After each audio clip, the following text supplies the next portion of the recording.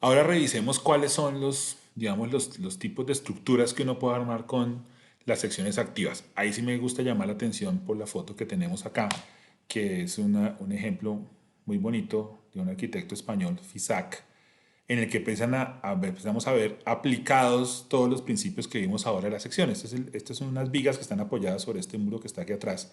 Entonces miren acá cómo se aplican muchos de los principios de los que hablamos. Uno, pues obviamente la sección, la geometría de la sección. Dos, el concepto de radio de giro. ¿Se acuerdan que el radio de giro era cómo pongo yo el material lo más lejos del centroide sin cambiar la inercia la inercia generada por la geometría? Pues acá está la respuesta. Querían hacer estos como especie de huesos huecos que hacía este señor, que es bien interesante. Entonces, empezar a hacer secciones con formas de U, con formas de O, de no sé, la letra que quieran, pero que tengan esa característica de tener el material, muy poco material, pero alejado del centroide, pues empiezan a ser sistemas tremendamente eficientes. Entonces, de eso es de lo que estamos hablando, en que podemos, en sección activa, para sus proyectos, ustedes pueden o utilizar secciones convencionales como la rectangular, que es como la que más se utiliza, o la forma en I, o empezar a generar nuevas secciones con nuevas formas que les permitan empezar a resolver problemas como por ejemplo el agua. El agua, en este caso, por ejemplo, esto tiene esta forma acá que genera la canal y por aquí sale el agua, o empezar a generar dilataciones en las cuales aquí el sol pega acá, pega aquí, no sé qué, rebota para entrar, cosas que empiezan a ayudarles a resolver el proyecto simplemente con la forma de la estructura, aprovechando la sección. ¿Qué es lo que vamos a ver? Pues si se dan cuenta, esto es lo mismo que hemos visto en los otros videos, ¿no? En el que es que yo puedo repetir, digamos, de manera paralela las vigas para poder armar un sistema, que yo puedo inclinar el sistema, que yo puedo quebrar las vigas. Eso es interesante, ¿sabes? Yo puedo quebrar las vigas para generar ciertas formas que yo quiero en una cubierta, ¿cierto? Esto, por ejemplo, es interesante, ¿sí? Pero el comentario más importante de todo esto que está aquí es que esto así como está ahí no funciona en Colombia, ¿no? En un medio sísmico no funciona. Esto necesita vigas en el otro sentido que permitan mantener esas vigas estables frente a un sismo. Entonces esto tiene, siempre vamos a tener vigas en el otro sentido para poder resolver esa particularidad. Entonces yo puedo hacer lo que quiera con las vigas, le puedo dar forma curva, las puedo inclinar, las puedo partir, les puedo hacer una sección variable, ¿cierto? Yo perfectamente puedo pensar una viga que tenga una sección que dibuje los esfuerzos de momento, ¿cierto? Que tenga harta sección en la mitad, que es donde tengo mayor momento, y tener menos acá, ¿cierto? Una sección más bajita en este punto, ¿cierto? Por eso es que puedo hacer un voladizo con este tipo de sección, ¿cierto? Esto es típico, que es una sección gorda aquí y aquí delgadita en la punta, esto se llama una sección acartelada, y eso tiene que ver con una comprensión muy juiciosa de cómo son los esfuerzos. Las vigas pueden dibujar los esfuerzos no solamente en su sección, sino también en su forma longitudinal. Eso lo puede hacer.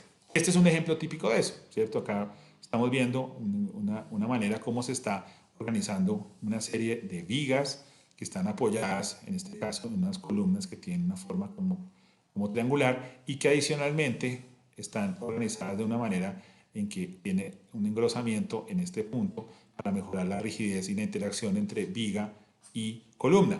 O sea que si esto es completamente rígido acá, estamos hablando claramente de un pórtico y no de una viga simplemente apoyadita. Hablamos de vigas, estamos hablando de vigas en las que yo simplemente las apoyo, un poco como veíamos el primer ejemplo del señor Fisac, ¿cierto? Yo tengo un muro que tiene cierta forma y sobre ese muro yo pongo mis vigas una al lado de la otra, las apoyo sobre cauchitos, como hemos visto, sobre neopreno, sobre un apoyo simple, y eso ya empieza a hacer una estructura. En este caso no estamos viendo vigas simplemente, estamos viendo un sistema de pórticos claramente armado. Esto es el campo de entrenamiento de un equipo de esos sofisticados. Esto es lo que está debajo de las graderías. Imagínense el tamaño del coliseo para que debajo de las graderías quepa otras canchas de básquetbol. Eh, Cuando estamos hablando de pórticos, pues entonces cuando estamos hablando de pórticos estamos hablando de la rigidez de estos nudos de acá. Ya sabemos la diferencia entre un sistema de poste y viga, ¿cierto? En donde yo tengo mis vigas, mis columnas, perdón, tengo mi poste, pero tengo que garantizar que estas columnas estén completamente empotradas aquí abajo para que yo pueda poner simplemente apoyado encima esa viga y garantizar que no se vaya a mover con vigas en el otro sentido. Acá vemos exactamente lo mismo, cómo podemos repetir esos pórticos, ¿cierto? Que esto es muy convencional. esto es lo que hacemos, esto es lo que hacemos, acá está montado sobre articulaciones, yo puedo hacer pórticos articulados, ¿cierto? Ya sabemos que las articulaciones van a generar unas deformadas diferentes, la manera de deformación va a ser diferente, ya sabemos cuando restringimos con empotramientos, la deformación cambia completamente y por lo tanto la distribución de esfuerzos cambia completamente, ¿sí? Que eso es lo importante. Entonces, una cosa es un pórtico completamente empotrado acá y otra cosa es un pórtico articulado, y eso se ve claramente en las deformaciones. Y esto pues, en general pues, es bastante convencional con lo que conocemos, pero esta parte me parece súper interesante, que es entender que dentro de las secciones activas también vamos a encontrar estrategias como estas de acá, que se llaman las estrategias Virendell, ¿sí? Que es las vigas Virendell, en donde en lugar de yo hacer unas vigas, unas cerchas en las que tengo diagonales, yo puedo hacer un elemento estructural que vence una luz tremendamente importante y que no tengo que utilizar diagonales porque tengo unos nudos rígidos acá poderosos en este sitio que permite que los huecos sean así y que ese pórtico puede ser, esa puede ser una viga de un piso o es una viga de 3 pisos que está venciendo una luz grandota acá de lado a lado. Obviamente, repito, en nuestro medio, esta ternura así como está ahí no se puede. Acá necesitamos vigas por acá, vigas por acá, vigas que amarren toda esta cosa para que todos estos aparatos puedan trabajar en conjunto. Bien. Obviamente, pues encontramos arquitectura como esta de Teodoro González de León, mexicano que ya no vive, pero tiene una obra muy importante hecha a punta de vigas y pórticos muy monumentales, como ustedes ven ahí, pues que nos dan unas ideas interesantes para cuando tenemos que resolver una, una, una, una estructura de cubiertas, que obviamente pues nos lleva a la pregunta por las retículas. Entonces yo puedo tener sistemas paralelos, pero también puedo tener sistemas reticulados en los cuales tengo diversas maneras para poder organizar esas vigas, ¿cierto? Entonces puedo tener desde retículas muy convencionales, retículas en las cuales comienzo a romper la retícula convencional y comienzo a trabajar con las diagonales, o ya definitivamente retículas basadas en geometrías hexagonales, en geometrías romboidales, en geometrías con diferentes niveles de, digamos, de granularidad, o estas que son concéntricas, que ya la distribución es completamente diferente, en la que empieza a aparecer pues ya cosas más exóticas, como lo que vemos acá, que son pues finalmente sistemas más complejos. Dentro de esa línea de la sección, digamos, las secciones empiezan a aparecer estos temas en los que hay que tener cuidado para no confundirse. A mí me parece que hay que estar uno sobre todo metido en este universo de acá.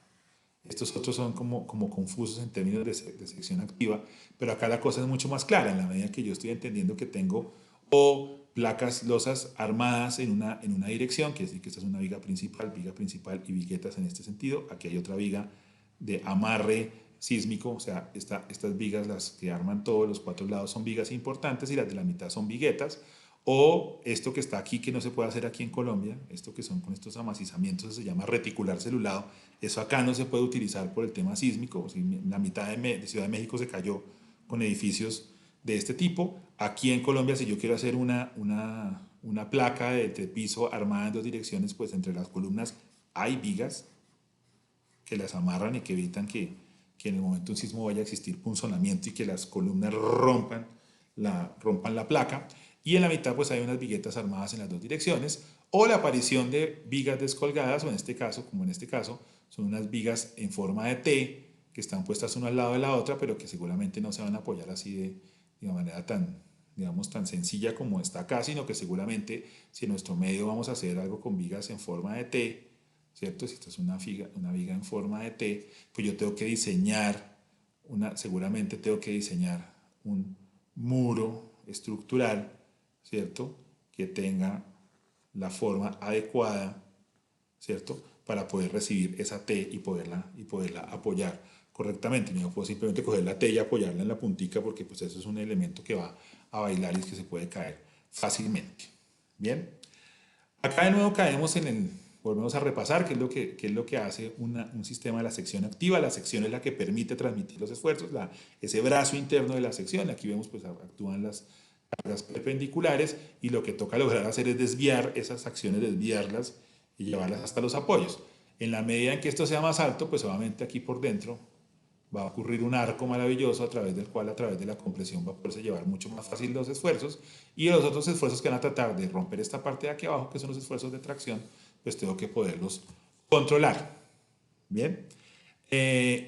Ya sabemos que tenemos un momento exterior de giro, llamamos el momento actuante, que realmente es el que está intentando curvar el elemento, y tenemos un momento resistente, el momento que resiste, que está determinado por la altura de la sección, ¿cierto? Y pues obviamente además de la altura de la sección, dentro de la altura de la sección, pues tenemos un componente que es el componente geométrico, que es la inercia, y esa inercia ya me está dando el primer dato clave de qué tanto puede aguantar esa deformación.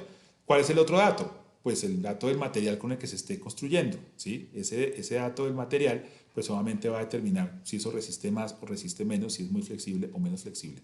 Pero la característica básica siempre va a ser la inercia de la sección, la que me va a determinar ese comportamiento. El cortante también lo vimos, ¿cierto? Tenemos cortante horizontal, como el que estamos viendo ahí, que el ejemplo que les daba de las hojas de papel, ¿cierto? Que yo cojo el libro y lo puedo curvar, ¿cierto? Se mueven las hojas de papel porque obviamente se están desplazando por el brazo de palanca interno que tiene ahí, pero que acuérdense que también vamos a tener en el otro sentido, vamos a tener también cortante simultáneamente. Entonces, finalmente, lo que estamos descubriendo es que eso que está pasando allá adentro, ese momento de giro interno que está generado por la altura de la sección, pues se vuelve el mecanismo fundamental para que eso funcione. Eh, Obviamente vamos a tener miles de secciones. Aquí tenemos varios ejemplos de secciones macizas en madera maciza, madera laminada. Tenemos una sección en forma de I, tenemos una sección de cajón sencillo, una sección de doble cajón, unas secciones con alma, un alma además con unas curvas, que eso ayuda a darle un poquito más de rigidez. Entonces yo puedo armar las secciones que yo quiera. Entonces lo que es clave es que ustedes se comiencen a volar y a pensar cuáles son las formas que tienen las secciones y se salgan del rectángulo, que es lo primero que se le ocurre a uno para la sección de un elemento. Aquí hay un ejemplo bonito de una sección hecha en madera laminada, en un Guillermo Vázquez Consuegra, que esto que es un pabellón en Sevilla, si no estoy mal, ¿sí? Pero lo que es más interesante es que este señor arma un pórtico, ¿sí? En este caso es un medio pórtico, el medio pórtico pues seguramente está aquí apoyado sobre una articulación, y luego se apoya, acá se alcanza a ver cómo pasa por encima y se apoya sobre estos pórticos que están acá, que son unos pórticos de concreto. Entonces yo empiezo a tejer con los elementos, con las vigas, en este caso con los medios pórticos, comienzo a tejer el sistema. Vuelve y juega lo de nuestro medio. En nuestro medio sísmico, esto seguramente acá se va a necesitar otra viga metida por acá, y seguramente por aquí va a aparecer otra viga metida aquí, taqueteada se llama, metida dentro de los pórticos, para evitar que estos pórticos se vayan a voltear de pronto en un sismo. Más vigas, ¿cierto? Más secciones típicas en I. Tenemos la sección en I, la sección en U, la UPN, esto es la IPN, la UPN, la HEB, una sección doble, un perfil de cajón, y aparecen estas que se llaman las vigas alveolares. Una viga, las que tienen alveolos son las que tienen estas que tienen huecos. Esta es una viga alveolar, y entre las vigas alveolares está esta, que es la viga tipo Voigt. La viga tipo Voigt es una viga que se hace realizando con un perfil en I. El perfil en I se le hace se hace un corte así, como estoy dibujándolo ahí. Se separan las dos partes, ¿cierto? Yo separo las dos partes y luego vuelvo a ensamblar el perfil, pero en este caso lo ensamblo de tal manera, me perdonan el dibujo tan malo, pero a veces descacho con el tema, ¿cierto? Así, ¿cierto? Entonces yo hice el corte así y vengo así. ¿Qué fue lo que hice? Con la misma cantidad de material, ¿cierto?, que tengo en un perfil de alma maciza, lo desbaraté y volví y lo armé. Aquí hay que hacer una soldadura, soldadura y soldadura, y armé un perfil que tiene más altura. Acuérdense que la altura está multiplicada al cubo cuando estoy calculando la inercia, y entonces este es un perfil con el que seguramente va a poder resistir más cargas, o voy a poder vencer una luz mayor, y me van a aparecer unos huecos maravillosos que son buenísimos para poder enhebrar las instalaciones. Eso es lo interesante de las vigas alveolares del tipo Void. Y este es una viga alveolar convencional que en este caso lo que se hace es quitarle quitarle masa al perfil para que pese menos. No es un tema como el de los hexágonos, que es mucho más para su funcionamiento. En concreto aparecen estas vigas que están acá, ¿sí? Tengo una viga rectangular, una viga trapezoidal, vigas también en forma de I, pero pues, en concreto las cosas salen mucho más grandes, la viga T, la viga pi, y también pues obviamente pues hay otros tipos de vigas. Hay un tipo de viga que me parece que es determinante, importantísima en concreto, que es la viga de cajón. ¿Sí? Una viga maciza, que se percibe maciza, pero es completamente hueco. Pero una viga de cajón, ¿qué es lo maravilloso? Pues que tiene un maravilloso radio de giro. ¿Por qué? Porque este es el centroide, ¿cierto? Y yo estoy ubicando el material muy lejos del centroide y estoy manteniendo la inercia original que tenía por su geometría de ese rectángulo. Entonces es una viga que su peso propio va a reducirse radicalmente y además pues va a tener un mejor comportamiento porque pues tiene el material donde se necesita, que es en el perímetro. Esta parte pues ya la hemos medio visto, ¿cierto? Tengo una viga común y corriente, ¿cierto? Acá, ojo que en este libro de Engel los esfuerzos los dibujan al revés, los esfuerzos positivos los dibujan hacia arriba y los esfuerzos negativos hacia abajo. Entonces, miren, por eso salen estas gráficas así. Acá tengo momento máximo en este punto, ¿cierto? Tengo aquí momento mínimo en la punta, aquí está momento máximo, momento mínimo. En este caso tengo momento, acá en este punto, mire lo que está pasando. Me está apareciendo cero momento acá, porque tengo cargas en este sentido, y aparece el momento máximo en el apoyo, ¿sí?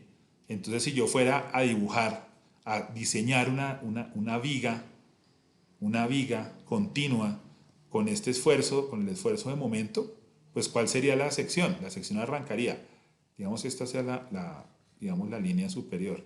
Entonces, este sería de pronto sería una viga que tendría esta forma acá, y luego tendría esta forma y se adelgazaría hacia el centro, y luego tendría esta forma, y luego volvería a adelgazarse hacia la punta, ¿sí? Entonces sería una viga, ¿cierto? Que sería gorda aquí, porque es donde tiene la mayor cantidad de momento, ¿cierto? Sería gruesa aquí en este punto, y aquí puede llegar casi a cero, porque es el sitio donde el momento es cero completamente.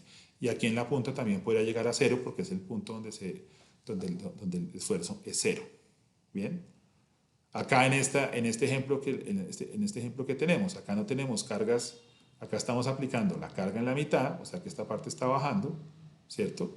Esta parte está bajando, entonces al bajar se curva, al curvarse tiene momento positivo, acá tenemos momento negativo, entonces tenemos momento cero por acá, ¿cierto? En este punto. Entonces, ¿qué es lo que estamos aprendiendo? Que en la medida que yo maneje la proporción del voladizo, el comportamiento acá es diferente. Si mi voladizo es la mitad de la luz, esta es la luz, y estos son 10 metros, y yo me vuelo 5, puedo llegar a dejar en cero el momento en este punto, porque el voladizo es muy grande y cambia completamente la distribución interna de los esfuerzos de momento. Si yo me vuelo un tercio, que es como lo que uno le enseña en la universidad a todos los estudiantes para que lo hagan en la vida profesional, que no se vuelen más de un tercio de la luz precedente, lo que va a pasar es que tengo momento cero acá, momento negativo máximo en este punto, luego tengo un punto de cero, momento por aquí, y tengo momento máximo positivo en este punto. Entonces los esfuerzos se reparten así como ustedes lo ven ahí. Bien.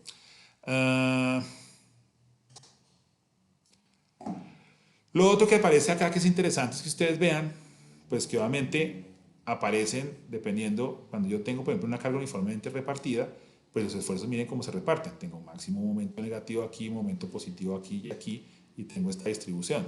Cuando tengo una carga puntual a un lado, mire lo que pasa al otro lado. Mire cómo cambia la distribución de esfuerzos cuando hay cargas puntuales. Ya no son estas cosas curvitas, sino que aparecen estas distribuciones mucho más violentas. Y cuando yo discretizo, que se llama, ese es el término que usan los ingenieros, o sea, cuando yo independizo las vigas, o sea, que aquí hay una viga que está apoyada de aquí para allá y aquí hay otra viga de aquí para acá, entonces pues los unos no tienen que ver con los otros. Entonces yo puedo poner una carga puntual a este lado y este man se deforma, pero como es una viga autónoma, pues no le tiene ninguna influencia a la viga al lado. Diferente a lo que pasa con las vigas continuas, que es lo que uno ve acá al otro lado. Bien.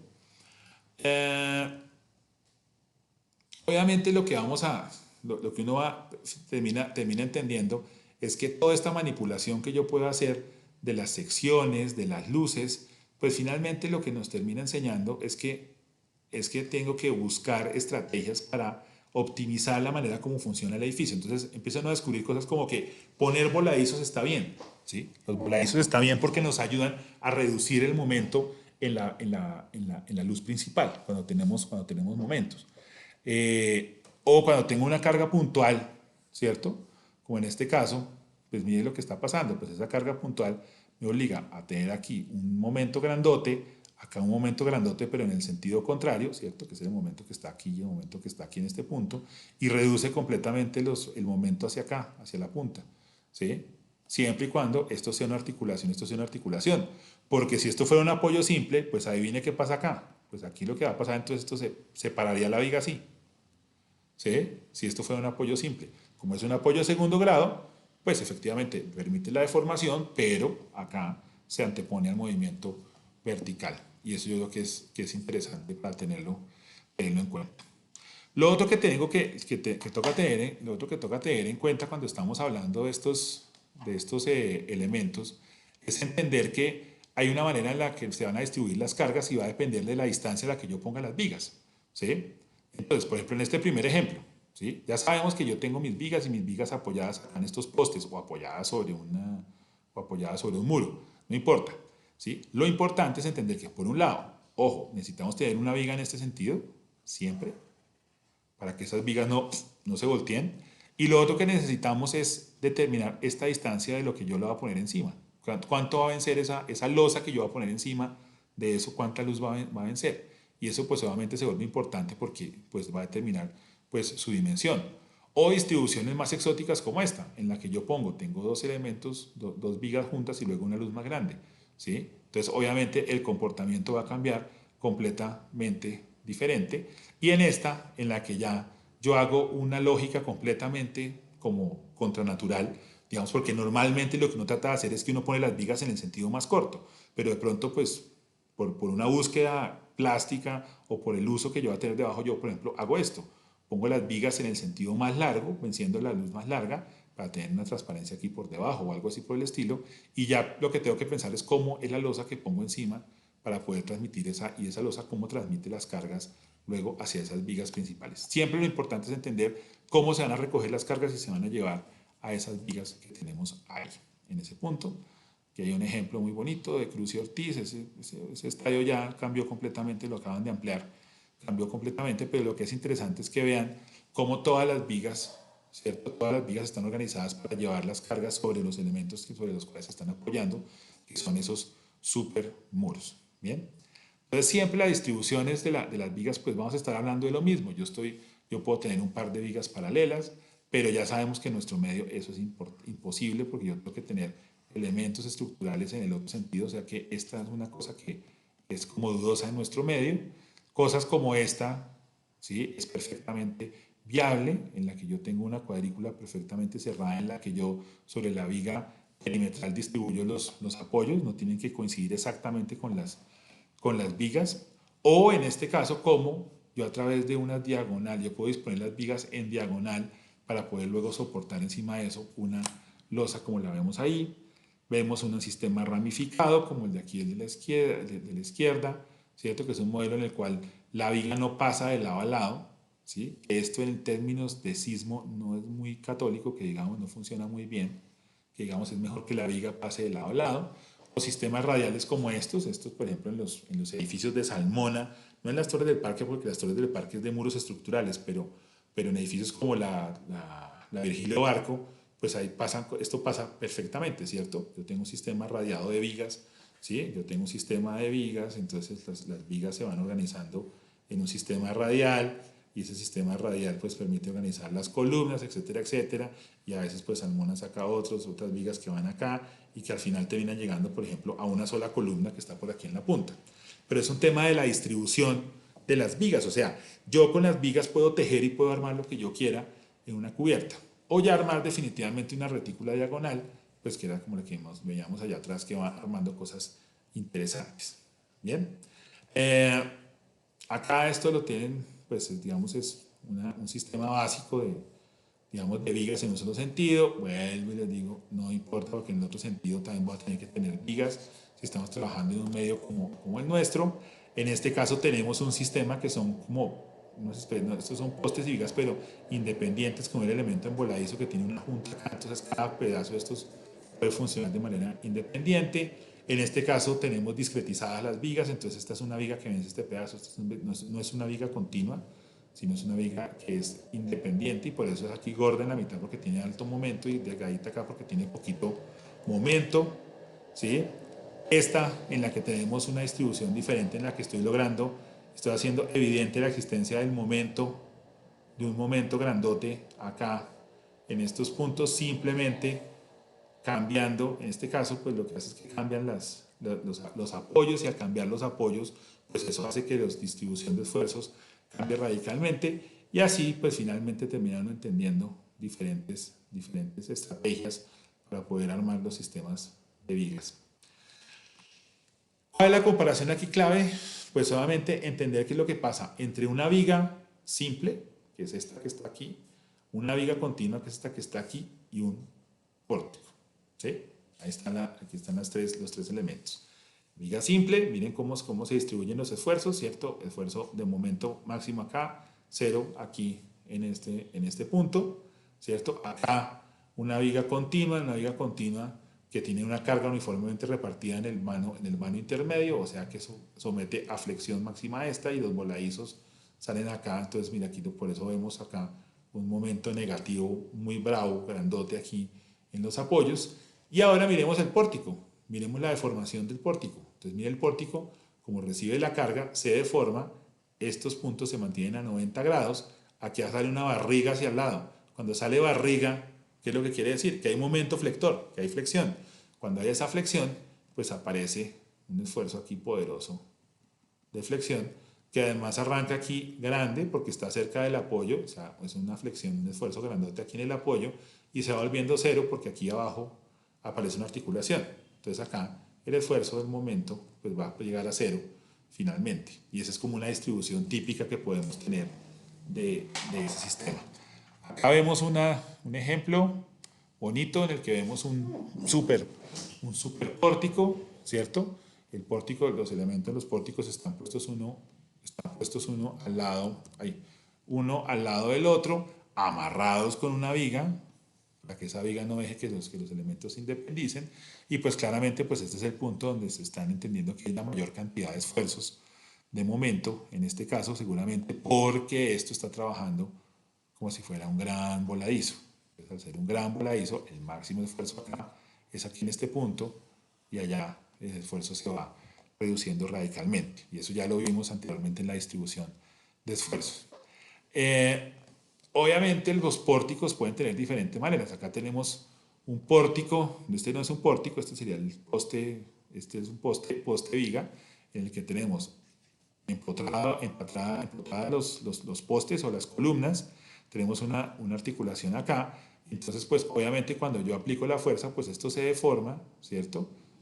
¿Sí? Y simplemente acá, ante la carga horizontal, pues solamente son los que están absorbiendo el giro, pues son los apoyos que están empotrados. Ya aquí en este punto ya tengo confinado completamente este nudo, lo tengo a 90 grados, ¿cierto? Entonces miren que la distribución de los esfuerzos es diferente, ¿cierto? Acá estamos en cero momento, aquí estamos en máximo momento en la columna y cero en el apoyo porque es una articulación, ¿cierto? Y en esta lo que entendemos es que al aparecer una articulación acá en el centro, pues obviamente lo que estoy haciendo es liberando el momento, pero igual la distribución de esfuerzos sigue siendo muy similar a esta, o sea que perfectamente yo puedo tener un pórtico articulado acá porque la distribución de esfuerzos es exactamente igual y yo necesito que haya esta continuidad aquí en la mitad cuando estoy trabajando con un pórtico. Bien, ejemplos, pórticos con voladizos, ¿cierto? Diferentes estrategias, que eso es interesante, el pensar de cómo liberar ese centro. Eso no se usa aquí mucho, pero creo que tiene un potencial formal maravilloso para sus proyectos. Y llegamos a esto que me parece importantísimo, los nuevos elementos estructurales como esto que ustedes ven acá que se llama la viga Virendell, ¿cierto? Entonces, el mecanismo de resistencia de una viga de Virendell, ¿cuál es? Pues que cuando yo tengo las cargas, miren lo que pasa, como se deforma. Si ven cómo las barras se deforman, quiere decir que trabajan a flexión. Esto es flexión, flexión, ¿cierto? Entonces, ¿cómo hago para controlar? Pues la única forma que tengo para controlarlos es con la rigidez de los nudos, ¿sí? Entonces, en la medida que sean más rígidos los nudos, la cosa funciona muy bien. Eso es lo que lleva a que esos nudos normalmente son más grandes de lo común. Entonces, una cosa que uno puede observar a veces con las vigas Birendell es que las vigas Birendell uno ve que no sé, que terminan siendo cosas como así, de pronto, ¿sí? Y una persona, digamos que es como así, ¿sí? Entonces la viga Birendell es así, y entonces acá son súper gordos los nudos, ¿cierto? Para poder absorber, no permitir que haya ocurrir ese giro en ese punto y que mantenga rígida completamente la estructura. Aquí algunos ejemplos, tengo las vigas Birendell. Como siempre les he dicho, por acá tiene que haber viga, por acá tiene que haber vigas para poder mantener esas vigas juntas, porque si no se van a caer unas hacia el lado. Ejemplos como este de Pablo Méndez de Arrocha, en donde se ponen donde utiliza grandes vigas postensadas, acá no se ven, pero aquí por dentro hay unas grandes vigas que están venciendo esta luz de aquí hasta acá. Y miren, ahí están los cauchitos. Ahí está el cauchito en el cual está apoyado toda esa super cubierta que ustedes ven ahí. Otro ejemplo, ahí se ve lo interesante y se ve estos huecos que le dejó Méndez de Rocha. Es interesante porque uno empieza a entender pues dónde están las vigas. Acá se ve dónde están, ¿cierto? Entonces hay una viga que va por acá, otra viga que va por acá, otra viga que va por acá y otra viga que va por acá, ¿cierto? Eso es lo que uno alcanza a ver ahí. Eso puede tener varios pisos. Miren lo que les decía de la sección. Si ven que la sección es más gorda aquí, puede ser más delgadita en la mitad, pero siempre haciendo la salvedad que esto necesita tener vigas también en el otro sentido para que la cosa funcione. Puedo utilizar el mecanismo de Birendell también para hacer voladizos, ¿cierto? Pero siempre con el tema de que este elemento tiene que ser, este apoyo central tiene que ser tremendamente rígido, o si no, pues les dedico el brazo de palanca que hace esto aquí con esta distancia, pues entonces esto va a tener la tendencia a girar terrible. Al tener voladizo para ambos lados, se supone que los dos pues, se tratan como de equilibrarse un poquito. Yo puedo tejer vigas Birendell para armar un edificio mucho más complejo, como el que ustedes ven ahí.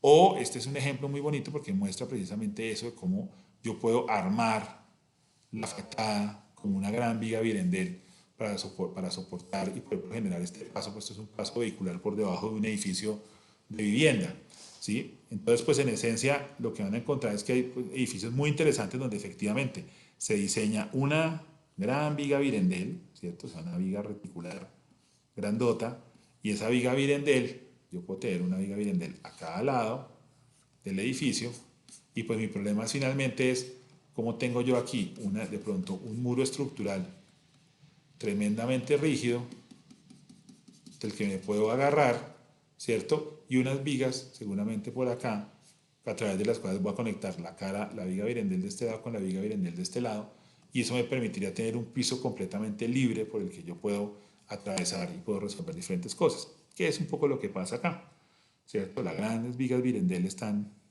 planteadas ahí una detrás de otra para poder armar el edificio, ¿cierto? Esto que es interesante, cómo realmente con el mecanismo de Birendell se pueden hacer entrepisos habitables. Si finalmente esto que ustedes ven aquí es un entrepiso habitable, esto lo pueden ver si quieren mirar en el Salk Institute del señor Louis Kahn. Hay una cosa muy parecida, esto es un poquito bajito, pero pasa tal cual, permite generar estas plantas libres gigantescas y unas plantas densas de estructura. Entonces puedo tener planta densa, planta libre, planta densa, planta libre. Esto puede tener ciertos usos, esto tiene que tener otros usos completamente diferentes porque está mucho más fraccionada. Y eso pues obviamente lo puede ver uno en muchas arquitecturas.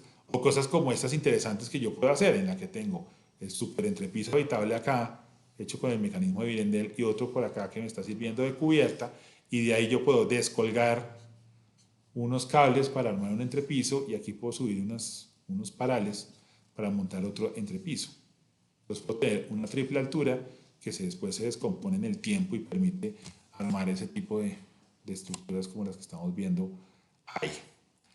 Cosas importantes que hay que entender. Una, cuando tengo elementos en una sola dirección, pues obviamente los elementos en una sola dirección paralelos pues trabajan de manera autónoma. En el momento que yo paso una viga por acá, que amarre todo, pues inmediatamente va a empezar a ocurrir, van a empezar a haber interacciones que se van a transmitir de esta viga, que aparentemente es independiente, a esta viga y por qué no a esta viga. ¿Sí? Entonces, por ejemplo, acá lo que está pasando es que para aplicar la carga aquí, estas dos vigas bajan. Pero entonces esta viga de la mitad sube y entonces levanta la viga, la última viga que está allá, no está recibiendo carga hacia abajo, sino está recibiendo carga hacia arriba, simplemente por la interacción de las diferentes vigas. Bien, este no se nota mucho, pero acá arriba, en la parte superior, esto es una viga muy sofisticada que tiene digamos, el cordón superior es un cajón, es una viga de cajón circulable además, que es por la que se meten los tipos y arreglan estas luces. Pero lo importante de esa viga es que es tremendamente alta, es una viga que dibuja, cuando uno la ve, es una viga que dibuja el diagrama de momentos, es una viga como así, ¿cierto? Por acá va el tubo, la viga de cajón, que es el cordón superior, y aquí, en este punto, lo que hicieron los ingenieros que hicieron este diseño, pues fue inventarse una estrategia para que esta viga tuviera aquí unos cables, tuviera un tornapuntas acá, y eso permitía levantar la viga, y la viga finalmente, la parte maciza que ustedes ven, es esta. Entonces viene la manipulación que hay para darle forma a una viga como parte del espacio, ¿cierto? Aquí vemos lo mismo, de cómo interactúan las retículas de vigas, la retícula común y folclórica que ya conocemos, pues que la hemos visto en muchos ejemplos, las retículas en diagonal, ¿cierto? Cosas como estas son tremendamente interesantes para el ejercicio que ustedes están haciendo de cubiertas, que puede tener diferentes geometrías. Esa es una geometría basada en hexágonos y triángulos. Ya sabemos que en triángulos se puede descomponer casi cualquier forma, ¿sí? Acá de nuevo una retícula, en este caso una retícula que tiene una distribución clarísima, que permite agarrar los apoyos verticales y permite liberar un voladizo aquí en la esquina. Aquí un ejemplo otra vez de Teodoro González, en el que vemos la super viga, el super elemento que va aquí por fuera y sobre el que se va armando todo el sistema de billetería que ustedes ven ahí. Estructuras como esta que ya son mucho más complejas porque personalmente no son claras las transmisiones de los esfuerzos, ¿cierto? Entonces lo que es importante es que entiendan que la flexión como mecanismo funciona para las vigas o puede funcionar para cosas como estas, como las losas de concreto, que son losas macizas en las cuales tiene que hacer exactamente el mismo tema, pero con un espesor mucho menor. Entonces eso hace que sea mucho más difícil, y por eso las losas a veces nos toca hacerlas mucho más gruesas para poder resolver muchos de esos problemas. Bien. Acá, esto siempre lo pongo es para que ustedes tengan claro lo que se puede, lo que no se puede. Esta solución que ustedes ven acá de una losa maciza apoyada encima de columnas, no se puede. ¿Qué es lo que tiene que haber acá? Vigas descolgadas que amarran los 4 puntos de apoyo y que garantizan que las columnas no vayan a punzonar, no vayan a romper la placa. El uso de capiteles para placas macizas, este sí está absolutamente prohibido.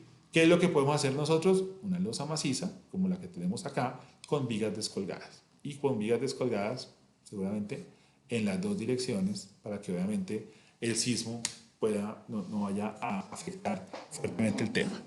Ya estas son soluciones mucho más sencillas, ¿cierto? En las que yo estoy transmitiendo, es mucho más evidente el esquema de transmisión de cargas. Acá este es como un sistema clarísimo para nosotros, es súper coherente para nosotros, vigas en las dos direcciones, una losita apoyada encima, y aquí viguetas en una sola dirección que llegan a una viga principal, ¿cierto? Que transmiten las cargas a las vigas principales, y luego, ¿cierto? Estas a su vez a las columnas, y que necesariamente cuando tengamos el problema del sismo y que esto se vaya a deformar, pues seguramente aquí también va a aparecer una viga de borde y una viga de borde que va a ayudar a resolver los temas. Ahí alcanzamos a ver esa cubierta tan bonita que está allá arriba, ¿sí ven? Esa cubierta bien chévere, que es una cubierta en la que está efectivamente una secuencia de viguetas armadas en una dirección con una riostra intermedia, que aquí se ve que hay una riostra, aquí hay una riostra intermedia que está controlando el tema. Bien. Les ratifico, ¿yo puedo armar una placa en dos direcciones? Sí, ¿cierto? Con un sistema similar al de reticular celular, sí. Pero sí, solo sí, aquí hay unas vigas más importantes de mayor sección, que son las que están conectando las columnas. Bien, esta cosa súper inestable que ustedes ven acá no se debería poder hacer, ¿cierto? Porque esto es muy fácil que una cosa se voltee. Para poder apoyar estas vigas en forma de T necesariamente se necesita tener un sitio que reciba las vigas y que no vaya a permitir que las vigas vayan a girar, que es lo que yo les dibujaba ahora, ¿no? El ideal es que yo tenga un muro así, estoy dibujando el alzado, en el muro en el cual yo puedo ensamblar y meter la viga en forma de T así. Y ahí sí la cosa puede funcionar. Bien. Más ejemplos para que vayan teniendo. Sistemas que yo puedo hacer con las losas, también vuelve a ser relativo. Eso se puede hacer con losas delgaditas, macizas, sí, solo sí. Entre las columnas hay vigas, ¿cierto? Todo esto se puede hacer siempre y cuando haya vigas entre las columnas. Aquí haya una viga, aquí haya viga, aquí haya viga, etcétera, etcétera. Y cada vez pues puedo llegar a sistemas mucho más complejos hasta pues ya cosas como la que estamos viendo acá. ¿Cuál es la lección final? La lección final es, puedo trabajar retículas de diferentes maneras con las vigas, ¿cierto? Yo puedo organizarlas en diagonal, radial o como yo quiera.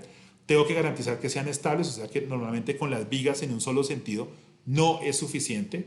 Tengo que poner vigas en dos direcciones al menos para que esos sistemas sean estables. Y yo puedo plantear diferentes formas de apoyo. No necesariamente tengo que terminar metido en un sistema de pórticos, ¿cierto? Sino que yo puedo plantear que esas vigas se apoyen de cierta manera sobre los muros o sobre pilas muy sofisticadas. O sea, si yo quiero llegar a la conclusión de que quiero construir una super pila y otra super pila y sobre esa super pila, pues yo voy a apoyar una viga, ¿cierto? Y sobre los cauchitos, así como mostraba ahí Pablo Méndez de Arrocha, pues perfectamente viable, siempre y cuando esto lo justifique la arquitectura, ¿sí? Que por ejemplo estas columnas, estos postes gigantes metidos en la mitad del espacio, pues sean posibles, ¿sí? Una cosa que yo siempre les recomiendo es que cuando quieran hacer cosas simplemente apoyadas, siempre va a ser mejor pensar que estos apoyos, en lugar de ser muros, sean núcleos o elementos huecos sobre los cuales yo monto esas vigas, y eso pues lo hace tremendamente más eficiente, que es más, digamos, más claro para el comportamiento que ustedes normalmente han observado en las estructuras.